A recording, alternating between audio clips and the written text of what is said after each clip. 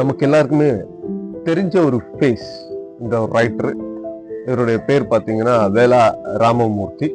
இவர் கிட்டத்தட்ட நிறைய ஃபேமஸான நாவல்ஸ் எழுதியிருக்காரு. இவர் ராமநாதபுரம் மாவட்டம் பெருநாளி அப்படின்னு சொல்லக்கூடிய இடத்துல தான் இவர் பிறந்திருக்காரு. இவர் கிட்டத்தட்ட 5 வருஷம் இராணுவத்தில் எழுதியிருக்காரு. இவர் ஒரு எழுத்தாளர், படம் நடிகர், திரைப்பட வசனங்களை எழுதக்கூடிய ஒரு நபருமா இவர் இருந்திருக்காரு. இவருடைய ஃபேமஸான நாவல்ஸ் பார்த்தீங்கன்னா கிட்டத்தட்ட ஒரு 5 நாவல் எழுதியிருப்பாரு. பட்டத்து யானை, குற்றப்பரம்பரை, அரியநாச்சி. ஸோ இது எல்லாமே இவருடைய ஃபேமஸான 3 நாவல்ஸ் தான். இது மட்டும் இல்லாம குருதியாட்டம், சிறுகதைகள் போன்ற பல நாவல்களை எழுதியிருக்காரு. நம்ம இன்னைக்கு ஒரு 3 நாவல்ஸை கொஞ்சம் பிரீஃபா பார்த்துடலாம்.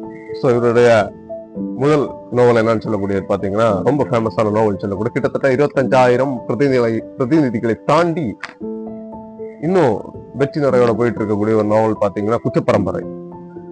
இந்த நாவல் பார்த்தீங்கன்னா பிரிட்டிஷர்ஸுக்கும் இந்தியன்ஸுக்கும் நடக்கக்கூடிய சண்டை தான். அதுவும் குறிப்பிட்டு சொல்ல போனா நம்முடைய தமிழ்நாட்டில்.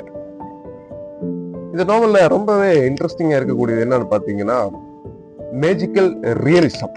அதாவது ஒரு விஷயம் நடக்காது, ஆனா நடந்த மாதிரி இருக்கும். அது நடக்கவே நடக்காது தமிழ்நாட்டுல. இந்த ஹாரி பாட்டர் மாதிரி பறக்கிற சக்தி இந்த மாதிரி எல்லாம் இருந்தா அதை என்னன்னு சொல்லுவாங்கன்னா மேஜிக்கல் ரியலிசம். ஸோ அந்த மாதிரி ஒரு கான்செப்டை இந்த நாவல்ல இவர் கொண்டு வந்திருக்காரு. அதான் மேஜிக்கல் ரியலிசம்.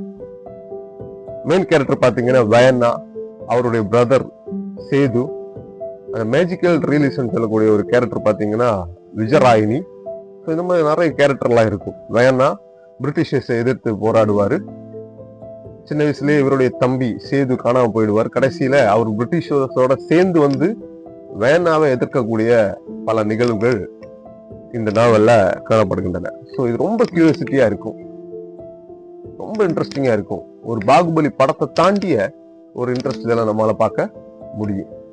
2வது நாவல் பாத்தீங்கன்னா பட்டத்து யானை. இதுதான் 2வது நாவல். நம்ம இதுக்கு முன்னாடி பார்த்தது குற்றப்பரம்பரை. இதுதான் இன்னும் ரொம்ப ஃபேமஸா போயிட்டு இருக்குது. இப்ப நம்ம பார்க்க போறது பட்டத்து யானை. ஸோ இந்த பட்டத்து யானை அப்படின்னு சொல்லக்கூடியது எந்த இடம்னா வேலா ராமமூர்த்தியினுடைய அவர் பிறந்த ஊர் தான் ராமநாதபுரம் மாவட்டம் பெருநாளி. அதுதான் மெயின் அந்த பிளேஸ். அந்த இடத்துல வச்சுதான் ஃபைட் நடக்குது நம்முடைய தமிழ்நாடு. ஸோ அங்க இருக்கக்கூடிய மக்களுக்கும் பிரிட்டிஷர்ஸுக்கும் நடக்கக்கூடிய சண்டைகள். இதுல மெயின் கேரக்டர் யாருன்னு பாத்தீங்கன்னா ரணசிங்கம். அவருக்கு பேரு கேட்ட மாதிரி அவர் சிங்கமா தான் இருப்பாரு. அவர் தான் மெயின் புரோட்டகோனிஸ்ட். அவருடைய சிஸ்டர் மாயாளகி. ஸோ அவங்களுக்கு திருமணம் நடக்க வேண்டியிருக்கும். அந்த திருமணத்துல அவருடைய ஹஸ்பண்ட் செத்து போயிடுவார். அந்த போர் நடக்க காரணத்தினால ஹஸ்பண்ட் செத்து போயிடுவாரு. கடைசியில ரணசிங்கம் உயிரோடு இருப்பாரா இல்லையா? ஸோ அதுதான் இந்த கதையினுடைய மிகப்பெரிய மைய கருத்து. கடைசியில மாயாளகியும் ரணசிங்கத்தினுடைய மகனும் நாடு கடத்தப்படுவாங்க. ஸோ இந்த மாதிரி இந்த கதையும் ரொம்ப இன்ட்ரெஸ்டிங்கா போற ஒரு நல்ல கதையா இருக்கும். 3வது கதை பாத்தீங்கன்னா அரியநாச்சி. அரியநாச்சின்னு சொல்லக்கூடிய ஒரு குட்டி புத்தகம் தான். ஒரு 200 பேஜஸ் தான் வரும். இந்த அரியநாச்சின்னு சொல்லக்கூடிய இந்த நாவல் பாத்தீங்கன்னா பட்டத்து யானையில வரக்கூடிய கேரக்டர்ஸ் எல்லாமே இந்த அரியநாச்சிலையும் இருக்கும். ஸோ அதுல வரக்கூடிய ஒரு மெயின் இம்பார்ட்டன்ட் கேரக்டர் தான் அரியநாச்சி. அவங்களுடைய திறமையும் அவங்க பிரிட்டிஷர்ஸை எப்படி எதிர்த்து போராடுவாங்க, கடைசியில் அரியநாச்சிக்கு என்ன நடக்கும் என்பது இந்த நாவல் சொல்லப்படுகின்றது. ஸோ இதுதான் இந்த 3 நாவலுமே ரொம்பவே ஃபேமஸான நாவல்.